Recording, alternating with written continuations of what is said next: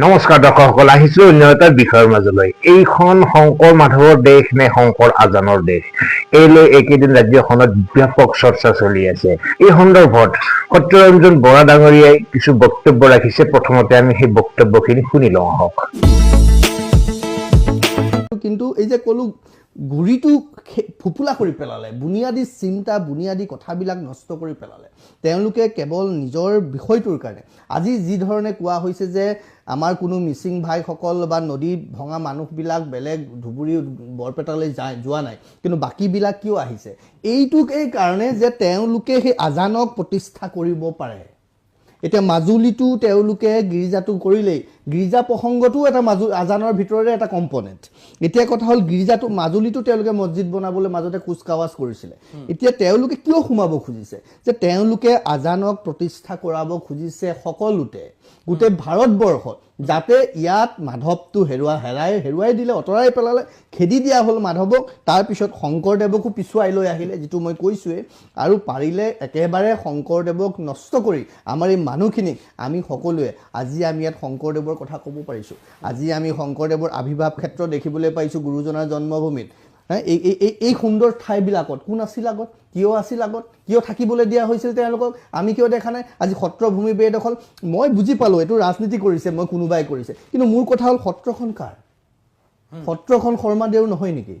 সত্ৰখন মহন্তৰ নহয় নেকি? সত্ৰখন দীক্ষিত শৰ্মাৰ নহয় নেকি? সত্ৰখন মোৰ নহয় নেকি? সত্ৰখন কোনোবা আজানৰ প্ৰেমে ভাল পোৱা এজন ব্যক্তিৰ নহয় নেকি? যে সত্ৰখন সংৰক্ষণৰ কথা ক'লেই তেওঁলোকৰ গাত কিয় লাগে? তেওঁলোকে বেয়া কিয় পায়? বৰঞ্চ তেওঁলোকে ক'বহে লাগিছিল মোৰ সত্ৰখন ভালকৈ ৰাখিবা দেই, মোৰ ঠাই টুকুৰা ভালকৈ ৰাখিবা দেই, মোৰ নামঘৰটো ভালকৈ ৰাখিবা দেই, মোৰ মন্দিৰটো ভালকৈ ৰাখিবা দেই। তাৰমানে এইটো নহয় যে তোমাৰ মছজিদটো বেয়াকৈ ৰাখিবলৈ কৈছোঁ, তাৰমানে এইটো নহয় যে তোমাৰ গীৰ্জাটো নষ্ট কৰি পেলাব কৈছোঁ। আমি কৈছোঁ তোমালোকৰ গীৰ্জা আছে, তোমালোকৰ মছজিদ আছে, কি কৰি আছে কৰি থাকা, কিন্তু আমাৰ যিটো পৰম্পৰা ৰীতি নীতি সেইবিলাকত চকু দি পেলাই নষ্ট কিয় কৰিব খুজিছা? আৰু সেই প্ৰক্ৰিয়াটোৱে কাৰণেই যে এইটো এষ্টাব্লিছ হৈ গৈছে যে লাহে লাহে লাহে লাহে লাহে লাহে জনগাঁথনিৰ পৰা আৰম্ভ কৰি গোটেই প্ৰক্ৰিয়াটো, আমি সেই প্ৰক্ৰিয়াটোৰ কথাহে কৈছোঁ। সেই প্ৰক্ৰিয়াটোৰ কাৰণে পুনৰ আমি মূললৈ যাব লাগিব। শংকৰ গুৰুৱে ক'ব নিচিনা গছৰ গুৰিত পানী দিয়া প্ৰসংগ, কিন্তু কেৱল পানী দিলেইতো নহ'ব, মাটিও লাগিব গছডাল থাকিবলৈ, বায়ু লাগিব, সূৰ্যৰ পোহৰো লাগিব। তাৰমানে সামগ্ৰিকভাৱে আমি মূলটো শক্তিশালী কৰিবলৈ হ'লে তাৰ চাৰিওফালে যিখিনি বস্তু আমাক প্ৰয়োজন হ'ব, যি চিন্তা আমাক প্ৰয়োজন হ'ব, সুস্থ বাতাবৰণ, সুস্থ পৰিৱেশ। আটাইতকৈ ডাঙৰ কথা কি জানে, আকৌ কৈছোঁ, তেওঁলোকে ধৰ্মৰ কথা নকলোৱে বা সংবিধানৰ প্ৰসংগই যদি কওঁ, ভাৰতৰ সংবিধানৰ ভাৰতীয় নাগৰিকৰ আন এটা মৌলিক দায়িত্ব কি জানে? যে বন জংঘল হাবি আজিৰ প্ৰতি সংৰক্ষণ কৰা, বনৰীয়া জীৱ জন্তুৰ প্ৰতি সংৰক্ষণ কৰা, সংবেদনশীল হোৱা। চৰ চাপৰি বন এৰিয়াবিলাক নষ্ট কোনে কৰিছে? তাৰ জলাশয় মাটি কোনে বেদখল কৰিছে? চৰ চাপৰি কোনে বেদখল কৰিছে? কিয় কৰিছে?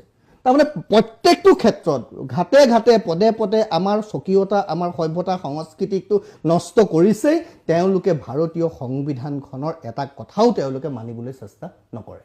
কেৱল আৰ্টিকল 30 হ'বলা যি মাইনৰিটিৰ কথা আছে, তোমালোক মাইনৰিটি এনজয় কৰা না? মাইনৰিটি কোনে মানা কৰিছে তোমালোক এনজয় কৰিবলৈ?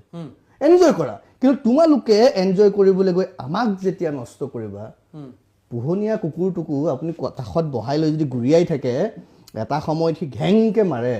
আমি মানুহ, সত্তা থকা মানুহ, সনাতনী মানুহ, মহাভাৰতক বিশ্বাস কৰা মানুহ, কুৰুক্ষেত্ৰ হ'বলৈ বাধ্য কৰাব নালাগে। দৰ্শকসকল, সত্যৰঞ্জন বৰা ডাঙৰীয়াৰ বক্তব্যখিনি আপোনালোকৰ কেনে লাগিল? তেওঁৰ কথাত আপোনালোকৰ কিবা দ্বিমত আছে নেকি? নিশ্চয় কমেণ্ট বক্সত লিখিব। মই ক'ব খোজোঁ, শংকৰ মাধৱগুচি শংকৰ আজান হ'ল ইয়ালৈকে ঠিকেই আছিলে।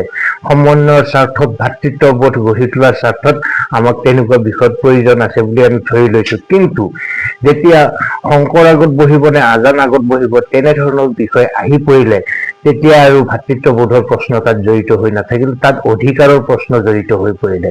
গতিকে ইয়াক পৰিহাৰ কৰাই যুগুত বুলি ভাবোঁ। শংকৰৰ ঠাইত আজান, আজানৰ ঠাইত দুয়োগৰাকীয়ে মৰ্যাদা সম্পন্ন ব্যক্তিত্ব, গতিকে দুয়োগৰাকীকে দূৰে দূৰে ৰখাই মংগলজনক হ'ব। কিয়নো ভাই ককাইৰ মাজত মিলা প্ৰীতি দেখুৱাবলৈকে একেখন কাঁহীতে ভাত খাবই যে লাগিব তেনেকুৱা কথা নাই। দূৰে দূৰে থাকিও ভাই ককাইসকলৰ মাজত মিলা প্ৰীতি থাকিব পাৰে। গতিকে মোৰ কথাখিনিত আপোনালোক একমত হয় নে নহয় নিশ্চয় কমেণ্ট বক্সত লিখিব। আমাৰ মাজত সদায় মিলা প্ৰীতি থাকিব লাগিব। মই বিচাৰো আজান পীৰৰ বাবেও আজান ক্ষেত্ৰ নিৰ্মাণ হওক, বৰদোৱাত যিদৰে শংকৰ গুৰুৰ আৱিৰ্ভাৱ ক্ষেত্ৰ নিৰ্মাণ হৈছে। আকৌ কৈছো, একেখন থালিতে খালেহে যে ভাই ককাইৰ মাজত মৰম চেনেহ বাঢ়িব, মৰম প্ৰীতি বাঢ়িব, তেনেকুৱা ধৰণৰ কথা নাই। যদি একেখন থালিতে খোৱাৰ পিছত কিবা সংঘাতৰ আশংকা দেখা যায়, তেনেহলে নাখালে হ'ল। আমি দূৰে দূৰে থাকিওতো আমি মিলা প্ৰীতিৰে থাকিব পাৰো। যি নহওক আজিলৈ এৰিছো, ভালে থাকক, কুশলে থাকক, ধন্যবাদ।